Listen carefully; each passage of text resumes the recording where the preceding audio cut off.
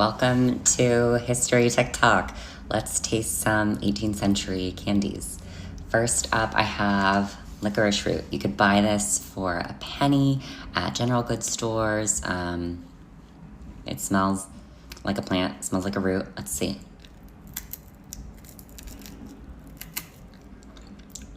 It's a little sweet. Not crazy about it. If you like ginseng candy or ginseng tonic, you would probably like this. I don't see myself chewing on this for dessert. I'm probably gonna break it up and use it in herbal teas. Up next is the peppermint Gibraltar, which is one of the oldest candies made and sold commercially in the United States or in America. It looks like a piece of hard taffy, I guess. Smells pepperminty. It's kind of crispy. Reminds me of those soft peppermints you can find in little dishes, like at restaurants or Italian-American weddings. It's nice. I think that this could still sell today. Up next, we have Blackjack, which is a kind of stick candy made with blackstrap molasses. I can get out of the bag. So it kind of smells like maple syrup. It smells sweet, sugary. And it's precisely that. It's kind of a mild flavor. There's no spice or anything in it, but if you've ever had molasses before, and if you're a fan of that, you'd be a fan of this. I'm not crazy about the idea of biting pieces off of this, but I might, I might suck on one. This would be nice to stir a cup of tea as well. I like that. Probably not the first thing I would reach for, though. And the final sweet I have is called a cream filbert. This was eaten by ladies of refinement and taste, according to the packaging. So it's a little ball of candy, of sugary candy, and inside is a filbert. Filberts have another name. I wonder if you know what it is. It's a hazelnut. There's a hazelnut in the middle. This could definitely still sell today. It's just sugar and a nut. It's really good. I like that. All these candies are from True Treats, Historic Candy in Harpers Ferry, West Virginia. Go check them out. Things in my historian apartment that just make sense. This stoneware pitcher and cup. These old books. These books. This wooden spoon. This wooden spoon. This wooden spoon. This knife. This wooden spoon, which I use for sea salt. This soap made with tar. And this candlestick. Hi, welcome to History TikTok. Let's try some historical dental care. First up, I have our friend the licorice root. Looks like a twig. It's an edible herbal plant. People would chew on this and kind of scrub it around in the mouth to remove plaque and gunk from the teeth. It has a little bit of a sweet flavor, not quite like black licorice candy, but just a little sweetness. So that would have, perfumed and freshened the mouth as well. I'm not gonna make you watch me spit this out, but I am gonna chew it and give it a little go brushing.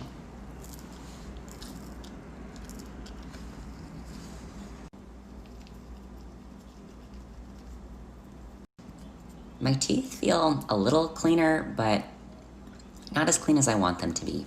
And the taste isn't great, so I don't think I wanna do this daily.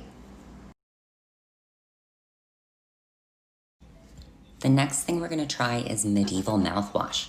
So in the medieval ages, people would rinse their mouths out with solutions of either vinegar or distilled spirits and herbs or resin like myrrh.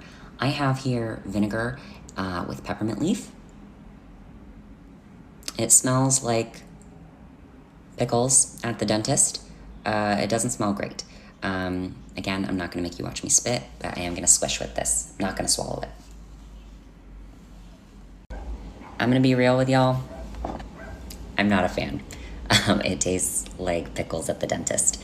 If I had to, I think I could make it through a weekend, like a living history event, using the licorice twig and the medieval mouthwash, but I'm not gonna do this in modern life.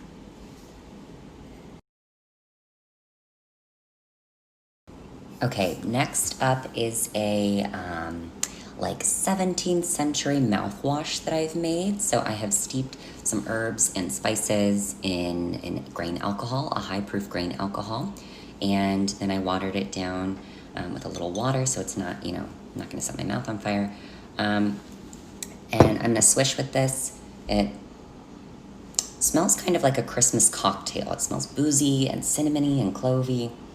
It smells nice. Let me give this a swish.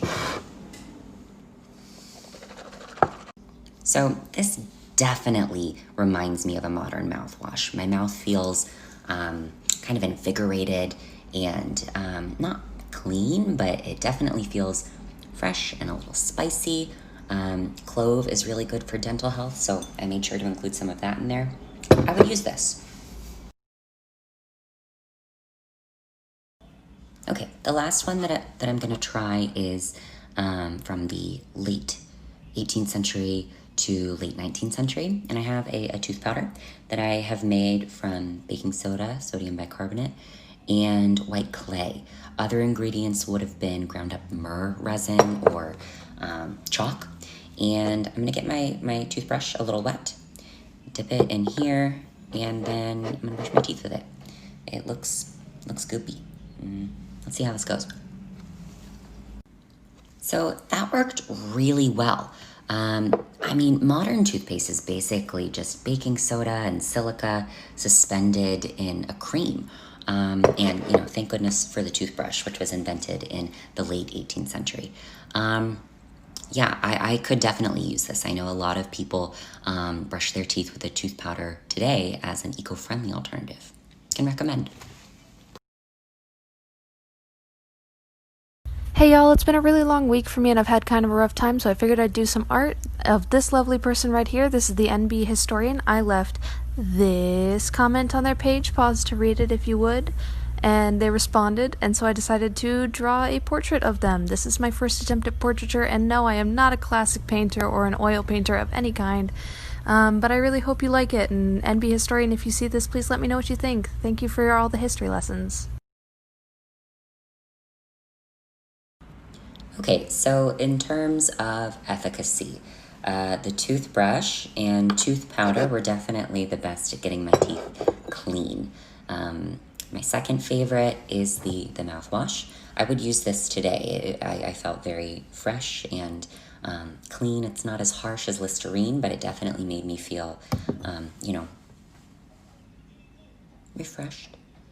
I didn't think that the medieval mouth rinse or the licorice twig were very effective at making me feel like my mouth was clean or fresh. And I don't really want to smell vinegary mint on someone's breath, so I wouldn't make anyone smell my vinegary mint breath. Like I said, I think I could make it through a weekend of using the two of these in combination if I was doing a living history event, but I'm not going to make these part of my modern routine. Take care of your teeth, folks.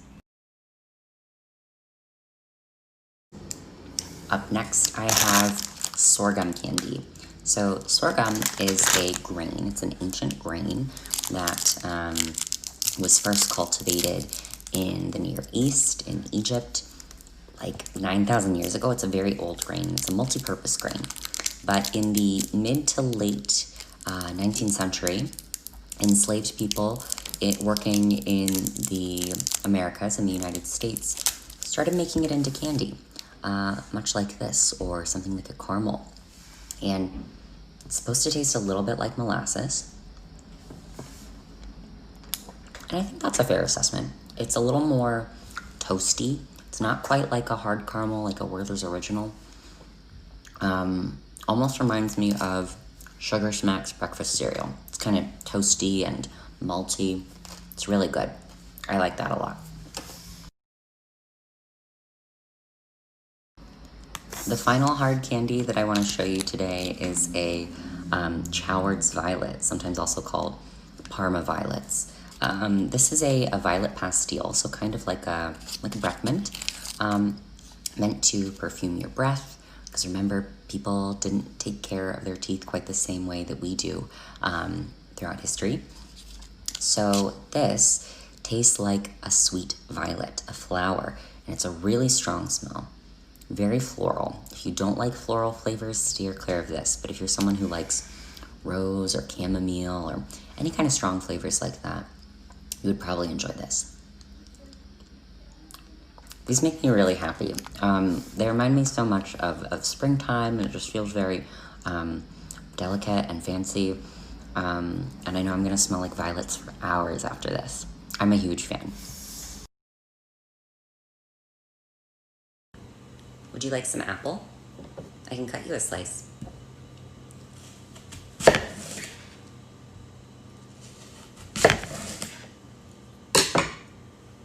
Here, some for you and some for me.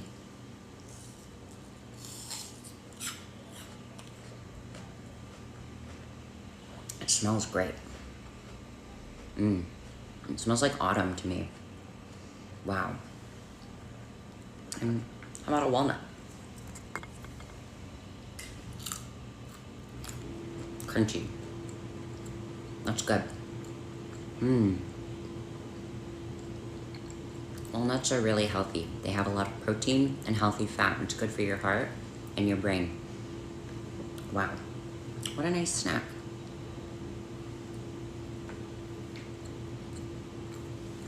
Do you want some water?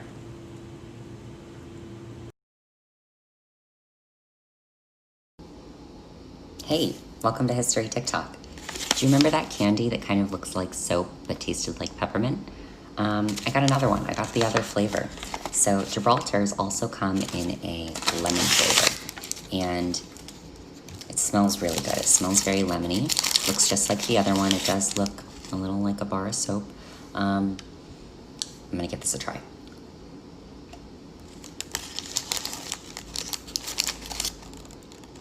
It's really good. Very lemony. It's not sour. If you like sherbet lemon candy, or also called lemon drops, you would really enjoy this.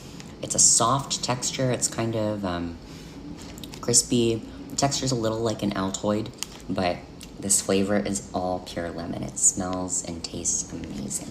I hope you try it. Hey, welcome to History TikTok. Do you remember that candy that kind of looks like soap but tasted like peppermint? I got another one. I got the other flavor. So Gibraltars also come in a lemon flavor, and it smells really good. It smells very lemony. Looks just like the other one. It does look a little like a bar of soap. I'm gonna give this a try.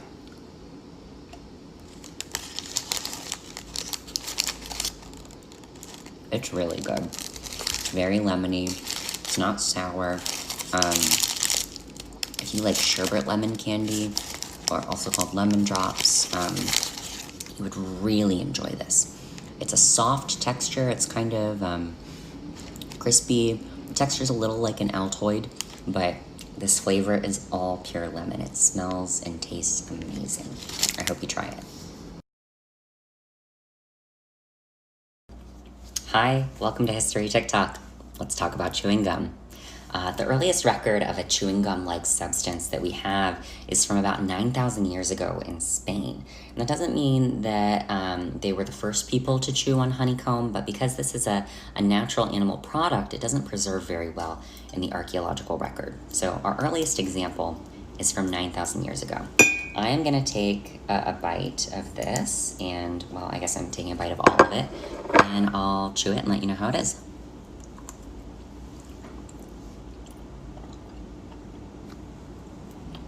It's a lot of sugar. I'm gonna chew this. This is actually so much sugar that it hurts my teeth a little bit. The wax is a little crumbly. The flavor is nice. I like honey. But I don't see myself chewing this for like a modern chewing gum. The next example that I have is about 6,000 years old, and this is called mastic or mastiha. It is a tree resin from the Mediterranean that is called, the first chewing gum, nature's first chewing gum. It doesn't really have a smell. Maybe a little tree-y, a little evergreen. Crunchy at first, but as I chew it, it's forming together in like a single piece. The flavor is nice. It reminds me of like Christmas trees, cedars, junipers, all those kind of evergreen trees. It's not sweet, but I could definitely chew on this. It reminds me of picking cedar sap off of trees and chewing on that. If you're ever out on a hike and see hard pieces of sap, you can chew it.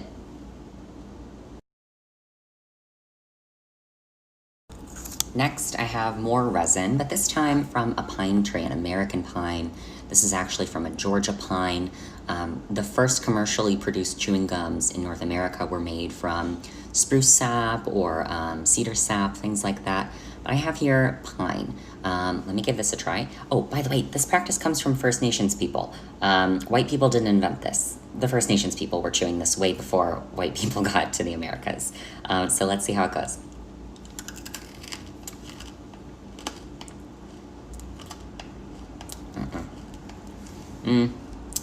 I think my rosin might be a little too dry because this is just crumbling in my mouth. It's not doing the chewy thing. I don't like this. I'm gonna find different purposes for this resin and maybe try again when I can find some spruce sap. But this, I'm gonna spit this out. Hey everybody, I'm getting ready for bed and I just wanted to share a thought with you. I've seen a lot of people in the comments making sure that when I've been misgendered that they let someone know that my correct pronouns are actually they, them. But I want to offer a little correction in the way that you do that. When someone says that I go by they, them, it sounds like I have a different set of pronouns that's my real set of pronouns. Kind of like if someone is named Ashley but goes by Ash, or is named Tyler but goes by Ty. Saying that I go by they, them makes it sound like that's not my real set of pronouns. And I appreciate the spirit of what you're trying to do by making sure that people respect my pronouns. But if you would please instead say, hey, their pronouns are they, them. That definitely works. So after spruce gums became commercially available in the mid-19th century, chewing gums, modern chewing gums like we would recognize, were developed in the late 19th century. And one of the earliest was blackjack. And this has licorice flavor in it. And I mean like a black licorice, like anise seed flavor. And this was marketed as a digestive aid. You would chew this if you had an upset stomach or a particularly rich meal. I don't love black licorice, so let's see how this goes.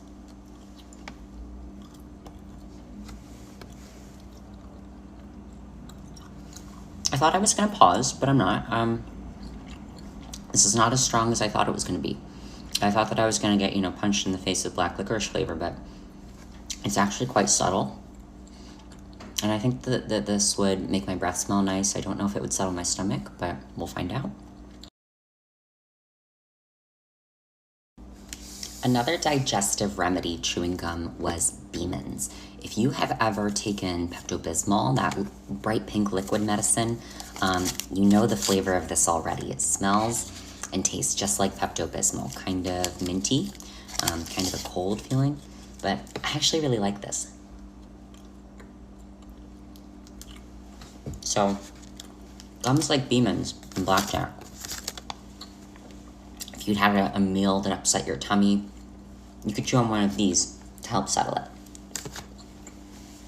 I would definitely still chew Beeman's today. I think the flavor is nice, and the texture is on par with other modern chewing gums. This is probably my favorite chewing gum that I have here. Yeah, if you can find Beeman's anywhere, you should definitely try it. The final chewing gum I want to show you is clove chewing gum. This was invented in 1914, so during Prohibition in the United States, when alcohol was technically illegal. And this was invented to cover up the smell of alcohol on people's breath. So if you had acquired alcoholic beverages through illegal means, but you didn't want anyone to know that you were drinking alcohol or producing it, to get rid of the smell on your breath, because alcohol has a really strong smell in the breath, you could choose something like clove gum, because this has a really, really powerful smell that would probably cover up the smell of alcohol. I don't love the flavor of clove, but again, this is tempered a little bit by the sugar. It's not as strong as I thought it was going to be. This would be nice in autumn time, you know, like pumpkin pie spice season. This is good.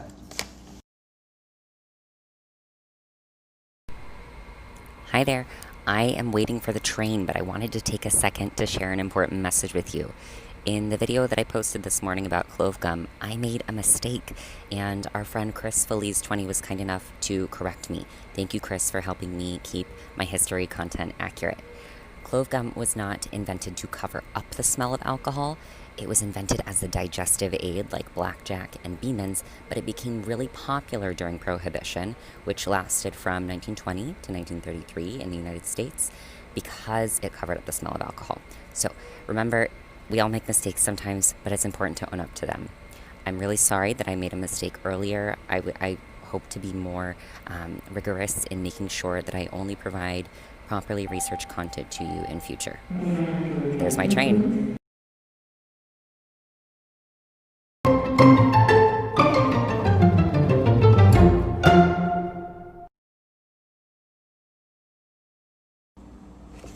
Hi, welcome to History TikTok. I have some more candies I want to show you. These are les anis de Flavigny. They are a pastille that was first made in 1591 in the Burgundy region of France. And the first flavor I'm going to try is violet. I know that I like sweet violet flavor. Doesn't have a very strong smell. Ooh, but it has a really great flavor. It has that distinctive sweet violet floral flavor. Yeah, something like this would have been eaten as a breath mint to freshen your breath, make it smell pretty.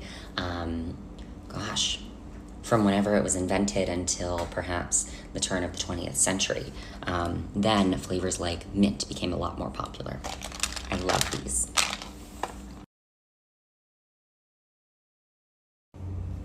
The next flavor I'm going to try is rose. My friend Sarah, who sent these to me, said that rose was the flavor that she liked, so I'm really curious. Ooh, they smell good. They smell divine. And look how cute the packaging is. It's so pretty. I like rose-flavored sweets. And I really like this. This is lovely. These do a really good job of showcasing the complexity of rose flavor. It's not just flat, old perfume smell. It's got a little bit of a green note to it, a little bit of a lemon note. If you've ever, just stuck your nose right inside of a rose blossom and taken a big smell, it's like that, but in your mouth. I really like these.